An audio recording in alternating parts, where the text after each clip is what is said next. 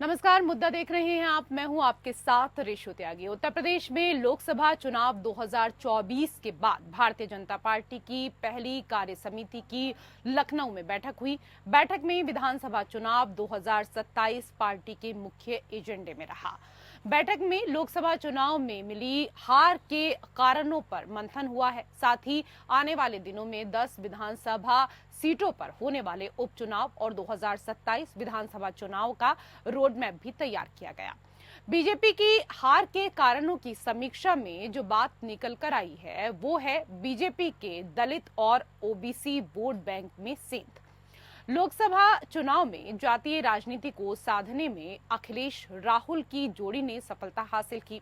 BJP के पाले में 2014 से आए पिछड़ा वर्ग के वोट बैंक में इंडिया गठबंधन ने सेंध मारी की। वहीं मायावती के दलित वोट बैंक को भी साधा। ओबीसी और दलित वोट बैंक का बीजेपी से दूर होना बीजेपी की हार की सबसे बड़ा वजह बनी। अब बीजेपी इस स्थिति को बदलने के लिए यूपी में नए सिरे से रणनीति बनाने में जुट गई है। वहीं इस दौरान दलितों को अपने पक्ष में बनाए रखने के लिए सपा और कांग्रेस भी अपनी रणनीति को धार दे रही है।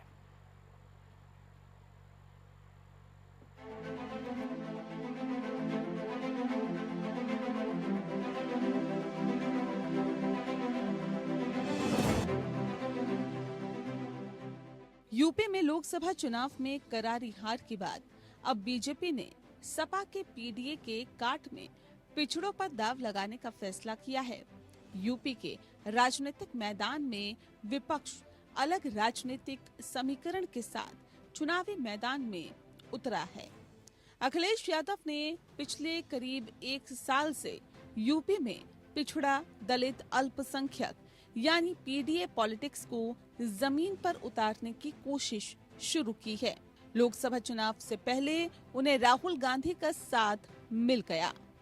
सपा कांग्रेस की इंडिया फ्रंट ने अलग समीकरण तैयार किया। जातीय राजनीति को साधने में अखिलेश राहुल की जोड़ी ने सफलता हासिल की। भाजपा के पाले में 2014 से आए पिछड़ा वर्ग के वोट बैंक में इंडिया गठबंधन ने सेंध मारी की। वहीं मायावती के दलित वोट बैंक को भी साधा। इस प्रकार की स्थिति को देखते हुए अब भाजपा यूपी में नई रणनीति बनाने की कोशिशों में जुट गई है। हाल ही में संपन्न हुए लोकसभा चुनावों में उत्तर प्रदेश में बीजेपी को बड़ा नुकसान हुआ। भाजपा अपनी चुनाव समीक्षा में दलित वोटों में सेंध के पीछे के कारणों की जांच कर रही है। बीजेपी अब फिर से दलित समुदाय तक पहुंच बनाने की योजना बना रही है। भाजपा के राष्ट्रीय महासचिव संगठन बीएल संतोष, जो हाल ही में चुनाव समीक्षा के लिए लखनऊ में थे, उन्होंने मंत्रियों, सांसदों और विधायकों सहित पार्टी के दलित नेताओं के साथ अलग अलग बैठकें की। बड़े पैमाने पर दलित समुदाय के साथ जुड़ाव की कमी और जमीनी स्तर पर अपने संदेश को ले जाने में असमर्थता को चुनावों में यूपी में भाजपा के खराब प्रदर्शन का कारण माना गया है। वहीं लोकसभा चुनाव में सफलता का स्वाद चखने के बाद कांग्रेस आरक्षण के मुद्दे को अपने हाथ से जाने नहीं देना चाहती। अब आने वाले दिनों में आरक्षण के मुद्दे को कांग्रेस और धार देने की तैयारी में है। इसके लिए पार्टी शैक्षिक और चिकित्सा संस्थानों में नियमित भर्ती के साथ ही संविदा और आउटसोर्सिंग की भर्तियों में आरक्षण का पालन कराने के लिए आंदोलन करेगी। कांग्रेस का ये आंदोलन अगस्त से शुरू होगा। बताया जा रहा है कि जिला मुख्यालय के साथ जहां पर संबंधित संस्थान होगा, उसके आसपास प्रदर्शन कर राज्यपाल और राष्ट्रपति को पत्र भेजा जाएगा। इसकी जिम्मेदारी पिछड़ा वर्ग विभाग को सौंप दी गई है। दरअसल इस बार के चुनाव ने बता दिया है कि पिछड़ा और दलित वोट जिसके भी पाले में जाएगा उसी की जीत होगी। पिछले 2 चुनावों में राज्य की 17 अनुसूचित जाति यानी एससी आरक्षित सीटों पर प्रभावशाली प्रदर्शन करने वाली भाजपा इस बार केवल 8 सीटें ही जीत सकी। 2019 के लोकसभा चुनाव में पार्टी ने इनमें से 14 सीटें जीती। अब पिछड़े और दलित वोट को साधने के लिए बीजेपी ने इसी वर्ग के आसपास केंद्रित कर रणनीति बनाई है। Bureau report, APN। तो उत्तर प्रदेश में 2024 के लोकसभा चुनाव में मिली हार से सबक लेते हुए बीजेपी अब दोबारा से खड़े होने की कवायद में जुट गई है। बीजेपी प्रदेश कार्य समिति की बैठक में हार पर मंथन और चिंतन से ज्यादा पार्टी को फिर से अपराजय बनाने की दिशा में फैसला किया गया है। बीजेपी के अध्यक्ष जेपी नड्डा से लेकर सीएम योगी तक ने हताश कार्यकर्ताओं में जोश भरने का दाव चलने के साथ ही खिसके सियासी जनाधार को दोबारा से वापस लाने का भी रोड मैप रखा है। यूपी में 10 सीटों पर होने वाले उपचुनाव और 2027 के विधानसभा चुनाव से पहले विपक्षी दलों के नैरेटिव को काउंटर करने की स्ट्रेटेजी बनाई गई है। लोकसभा चुनाव में बीजेपी को सबसे बड़ा झटका क्योंकि यूपी में ही लगा, जहां पर पार्टी की लोकसभा सीटें 62 से घटकर 33 पर पहुंच गई हैं। इतना ही नहीं, पार्टी का वोट शेयर भी 8.5% कम हो गया है। अखिलेश यादव और राहुल गांधी की जोड़ी और सपा के पीडीए फॉर्मूले ने बीजेपी के समीकरण को बिगाड़ दिया। बीजेपी ने जिन दलित और ओबीसी को जोड़कर मजबूत सोशल इंजीनियरिंग बनाई थी, उसमें विपक्ष सेंधमारी करने में कामयाब रहा। लोकसभा चुनाव नतीजों ने बीजेपी की टेंशन को अभी तक बढ़ाया हुआ है और इससे उभरने के लिए लगातार बीजेपी प्रयास कर रही है, बैठक कर रही है और रास्ता तलाशती हुई नजर आ रही है। तो इसी को लेकर करेंगे हम चर्चा। कई विशेष अतिथि पैनल में हमारे साथ जुड़ चुके हैं, उनका परिचय आपके साथ करा देते हैं। हमारे साथ बीजेपी के नेता कैप्टन आई सिंह जी जुड़ चुके हैं, स्वागत आपका। हमारे साथ कांग्रेस के प्रवक्ता शान खान जी जुड़ चुके हैं, आपका भी स्वागत। और हमारे साथ सपा प्रवक्ता पूजा मिश्रा जी भी जुड़ चुकी हैं, आपका भी स्वागत।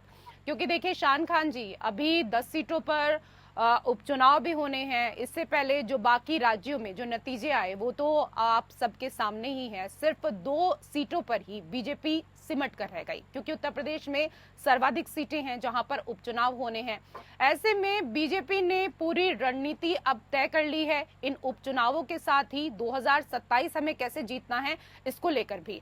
और ऐसे में जहां आप लोगों ने पीडीए का फॉर्मूला चला था, कहीं ना कहीं आपको उसका फायदा भी मिला। अब उसी राह पर बीजेपी चलती हुई नजर आएगी।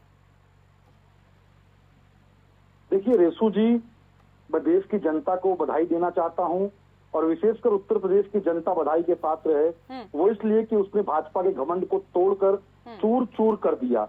आज भाजपा यदि जातिगत जनगणना पर, आरक्षण पर और संविधान पर अपने रवैये को बदलना चाह रही है या बदलने की बात कर रही है, तो कहीं ना कहीं लोकसभा चुनाव में जो जनता ने अपनी शक्ति दिखाने का काम किया, जो चुनाव में जनता ने एनडीए का और भाजपा का सुपड़ा साफ करने का काम किया, उससे भाजपा घबराई और बौखलाई हुई है। किंतु मैं भाजपा वालों से कहना चाहता हूं, अब क्या होए पछताए जब चिड़िया चुग गई खेत।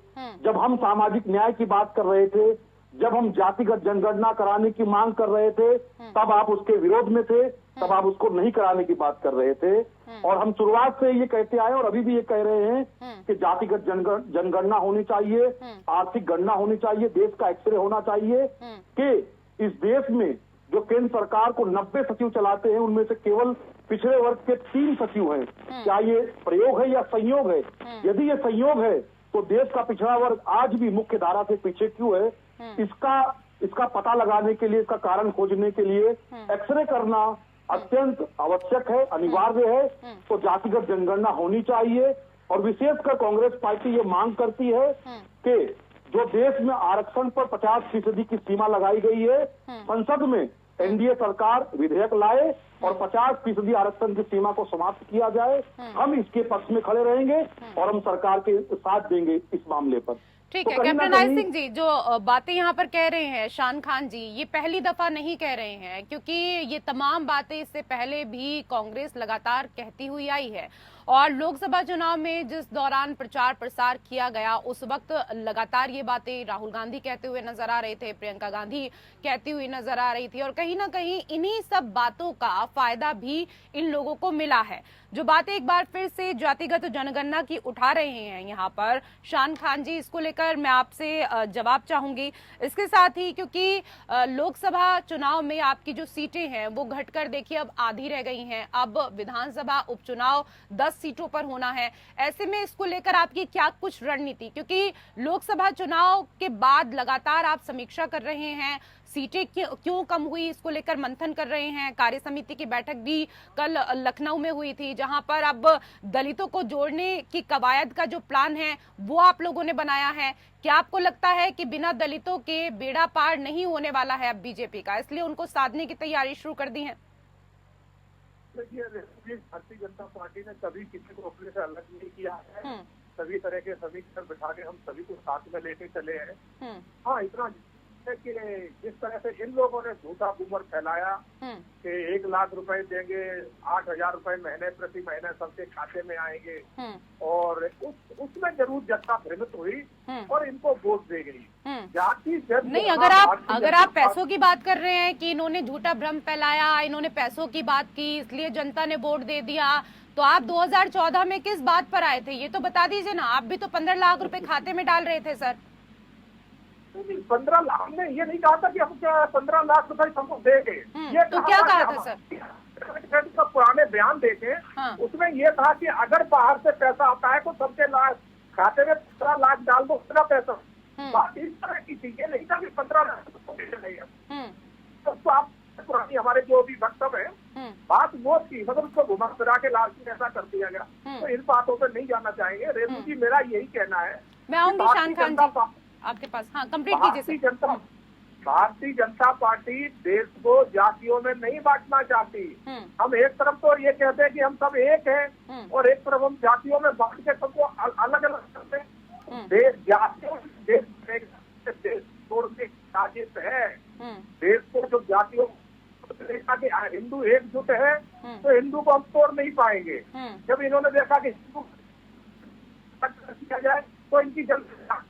कैप्टन आई सिंह जी, मैं आऊंगी वापस से आपके पास। आपकी आवाज थोड़ा ब्रेक होकर आ रही है, उसको जरा ठीक करा देते हैं, उसके बाद मैं वापस से आपके पास आती हूँ। लेकिन पूजा मिश्रा जी, अभी आपने सुना होगा कैप्टन आई सिंह जी को, वो कह रहे हैं कि हम देश को जातियों में नहीं बांटना चाहते हैं। इसके साथ ही 15 लाख रुपए की अभी बात मैंने इनसे की थी, तो वो कह रहे हैं कि 15 लाख की हमने कभी बात ही नहीं करी, बल्कि आप लोगों ने घुमा फिरा कर इस बात को इस तरीके से पेश किया कि ये 15 लाख खाते में डालेंगे, लेकिन ऐसा इन्होंने कुछ कहा नहीं था। इस पर भी मैं आपका जवाब चाहूंगी। रेशु जी, आपको नमस्कार और श्रोताओं को भी मेरा नमस्कार। आप 15 लाख की बात ये वाकई मुझे लगता है कि इन्होंने अपनी वीडियो नहीं देखी होगी। अगर रिवाइंड करके चले जाएंगे बैक में तो इनको पता चलेगा कि इनके मंत्रियों ने, इनके नेता ने, इनके जो उस वक्त के जो है जो बड़ी बड़ी नेता थे सब मंचों से ये कह रहे थे कि हम काला धन वापस लेकर के आएंगे और सबके खाते में 15 लाख रुपए पहुंच जाएंगे। हम वो काला धन का जो है जनता के बीच में बांटेंगे। हालांकि ये काला धन लेके आए, इससे कोई दो राय नहीं है, पर इलेक्टोरल बॉन्ड के फॉर्म में सब कुछ अपने पास रख लिया, जनता को नहीं दिया। वाकई दिए होते तो मैं कहती हूँ 15 लाख रुपए नहीं, फिर भी कुछ पैसे तो जनता के बीच जाते। पहली बात ये हो गई। दूसरी बात ये कह रहे थे कि हम सर्व समाज की बात करते हैं, तो सर्व समाज की जब आप बात कर रहे होते हो तो आपके पास एक भी मुस्लिम प्रत्याशी नहीं मिलता है।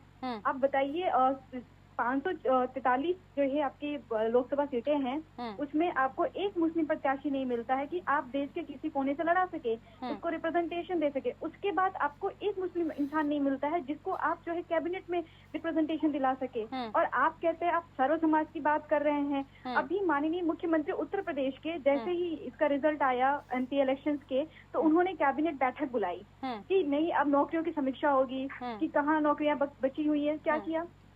ठीक है पूजा जी, मैं अभी जो आपने सवाल किया है जरा इस पर जवाब ले लेती हूँ, उसके बाद फिर वापस से आपके पास आती हूँ। कैप्टन आई सिंह जी, वो कह रही हैं कि आप सर्व समाज की बात कर रहे हैं, सबका साथ सबका विकास, ये सिर्फ नारों तक ही सीमित रहता है। आपने देखिए कोई मुस्लिम क्या आपको ऐसा नहीं मिला जिसको आप अपना प्रत्याशी चुन सकते थे लोकसभा चुनाव में। इसके साथ ही उन्होंने आपसे ये भी सवाल किया है कि इतने सारे सांसद आपके बने, इतने लोगों को आपने कैबिनेट में जगह दी, लेकिन कोई एक मुस्लिम व्यक्ति ऐसा नहीं था जिसको आप जगह दे पाते संसद के भीतर।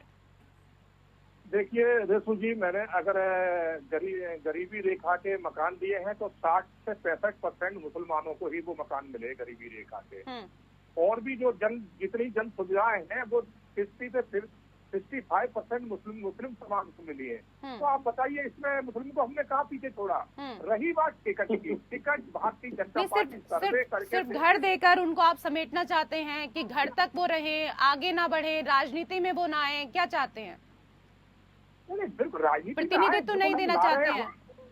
नहीं, हमारे यहाँ है, देखिए ना, अब शहनवाज हुसैन है हमारे यहाँ, बहुत है जो हमारे यहाँ मंत्री हैं। क्यों नहीं बनाते उनको? है तो नहीं, वो पूछ रहे हैं ना कि मंत्री क्यों नहीं बनाया, फिर आपने क्यों जगह नहीं दी? कितने ऐसे लोग थे, क्यों नहीं बना रहे एक सेकंड सर, कितने ऐसे लोग थे जिन्होंने चुनाव ही नहीं लड़ा, लेकिन उसके बाद आपने उनको मलाईदार पद दे दिए, उनको बड़े बड़े पदों पर आपने आसीन कर दिया जो चुनाव ही नहीं लड़े। तो फिर ऐसे में किसी मुस्लिम को क्यों प्रतिनिधित्व नहीं दिया गया? सवाल वो ये पूछ रहे हैं। बिल्कुल मुस्लिम को दिया जा रहा है। आप देखिए उत्तर प्रदेश में हमारे जो ना सर एक दो नाम बता दीजिए ना। फिर बिहार में हमने बना रखा है, महाराष्ट्र में हमने मुस्लिम को कौन बना रखा है सर? नाम बता दीजिए ना एक दो। इन्हें बोलो, बीच में न बोले। अरे वो नहीं बोलेंगे, आप नाम तो बता दीजिए, क्यों बोलेंगे फिर वो? इन्होंने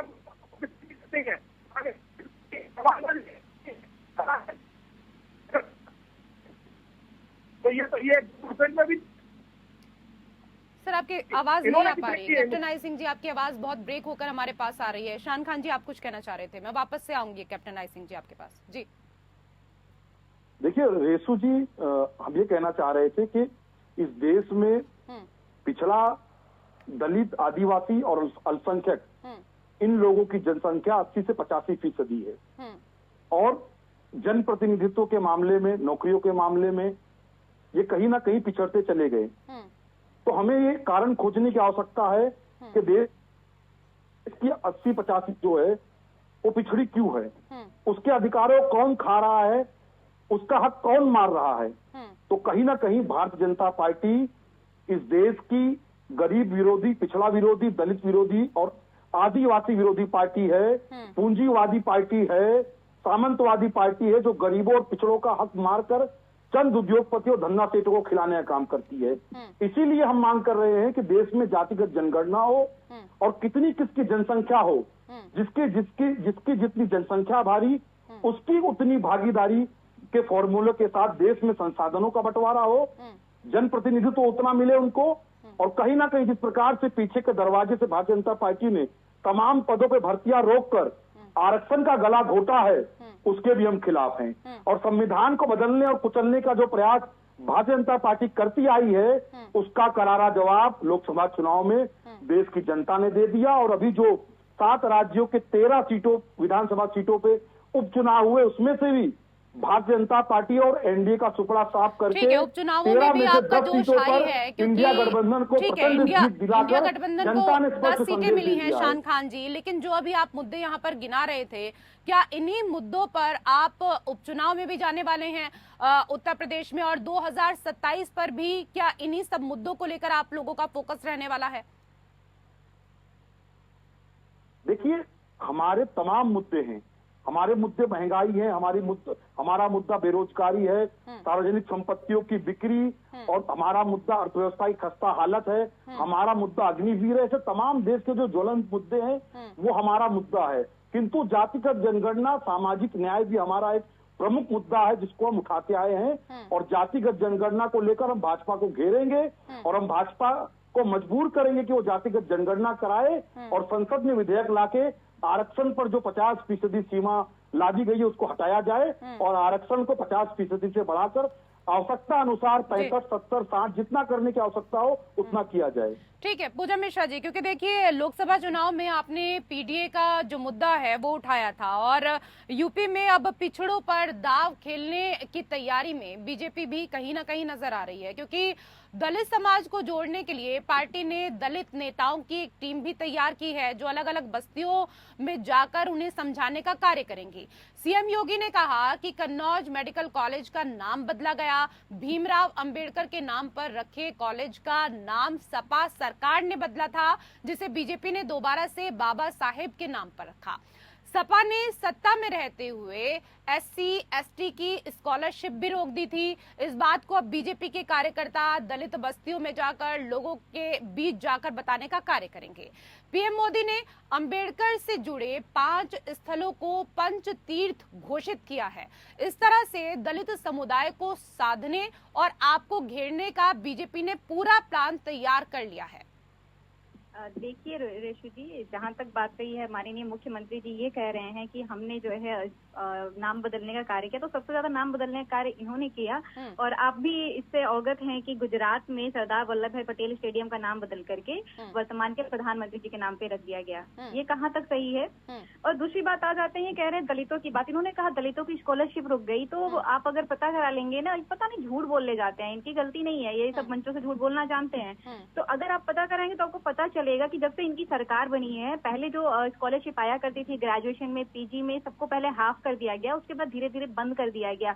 आपको उसके लिए स्ट्रगल करना पड़ता। जब मैं PG करती थी मुझे 25,000 स्कॉलरशिप मिलती थी, अब 10,000 भी नहीं आती है, हमारी सरकार थी उस वक्त। अब जो है नहीं मिलती बच्चों को। तो आप ये कह रहे हैं कि दलितों को नहीं दिया जा रहा है। इलाहाबाद हाईकोर्ट का जजमेंट आया हुआ है, 59,000 जो शिक्षक भर्ती की वैकेंसी थी उस पर जजमेंट आया है कि हाँ ये इसमें रिजर्वेशन के साथ में छेड़छाड़ की गई हुई है, तो रिजर्वेशन जैसे पहले था उस हिसाब से ही होना चाहिए। पर ये उस पर कुछ कर नहीं रहे हैं, जजमेंट तक को नहीं सुन पा रहे हैं, उसके अगेंस्ट चले जा रहे हैं। ये 19,000 सीटें खा जा रहे हैं रिजर्वेशन की। तो ये कहाँ से रिजर्वेशन की बात कर रहे हैं? ये जब उनके बीच में जाएंगे ना, दलितों के बीच में जाएंगे, तो ये उनको ये सुनना पड़ेगा कि ये जो अभ्यर्थी है ना, जिनके आप 19,000 सीटें कहाँ लेके करके जा रहे हैं, बता भी नहीं रहे हैं, वो इनसे सवाल पूछेंगे।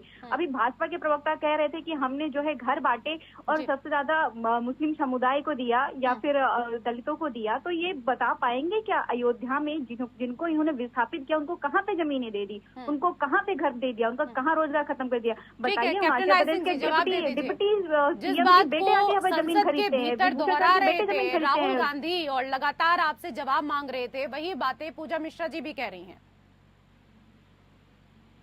क्या रेशु जी? जी, वो कह रहे हैं कि अयोध्या में अभी तक कितने ऐसे लोग हैं जिनको मुआवजा नहीं मिला। इस बात को राहुल गांधी भी कह रहे थे और वही बात पूजा मिश्रा जी भी कह रही हैं। कितने लोगों की दुकानें तोड़ी गई, घर तोड़े गए, उनको मुआवजा तक नहीं मिला है, कहाँ उनको विस्थापित किया गया है? देखिए रेशु जी, ये लोग इस बात का ये झूठा रूमर फैला रहे हैं। अयोध्या में एक भी ऐसा नहीं है जिसकी मकान या दुकान कहीं तोड़ी गई है और उसे विस्थापित ना किया गया हो और उसकी तो मुआवजा न मिला हो। ये सामने लाके खड़ा करते हैं। समाजवादी के अखिलेश और राहुल गांधी इसके ऊपर पूरा झूठ फैलाया उन्होंने लोकसभा में। एक शख्स को सामने आज दिन तक नहीं ला पाए ये कहे कि मेरी मकान टूटा या मेरी दुकान टूटी, मुझे मुआवजा नहीं मिला है। आपको अंदाजा लग जाएगा। तो ये झूठ बोलने का काम करते हैं कि इनके झूठ बोलने के अलावा जिस तरह से कांग्रेस ने कहा कि 8,000 रुपए, राहुल गांधी ने कहा, कांग्रेस ने क्या कहा कि 8,000 रुपए हर महीने खाते में आएंगे। और जब चुनाव हो गया तो महिलाएं और सभी पैसे लेने इनके कार्यालय पहुंचे तो इनके कार्यकर्ता ताला लगा के कार्यालय से भाग गए। तो झूठ तो इनका सामने दिखाई देता है किस तरह से झूठ बोलते हैं। तो अब उत्तर प्रदेश की जनता जान चुकी है, लोकसभा में धोखा इनकी झूठे बातों से खा गई, अब नहीं खाएगी। अभी ये पता चल जाएगा इनको उपचुनाव में कि इन्हें क्या हासिल होगा वहाँ से। भारतीय जनता पार्टी ने कभी भी कोई दलित हो, मुस्लिम हो, जो विकास किए हैं सबको बराबर निगाह से देखा है। तभी हमारे चलिए ठीक है सर, इनकी बात आप कर रहे हैं, लेकिन 13 सीटों पर अभी जो उपचुनाव हुए हैं उसमें आपने अपनी पार्टी का हाल देखा है, तो इस वक्त आवश्यकता तो आप लोगों को ज्यादा अधिक है कि आप अपने पर ज्यादा फोकस करें बजाय दूसरों के। बहुत बहुत धन्यवाद आप सभी मेहमानों का हमारे साथ इस चर्चा में जुड़ने के लिए। और इसी के साथ हमारी विशेष पेशकश मुद्दा में मेरे साथ फिलहाल इतना ही। नमस्कार।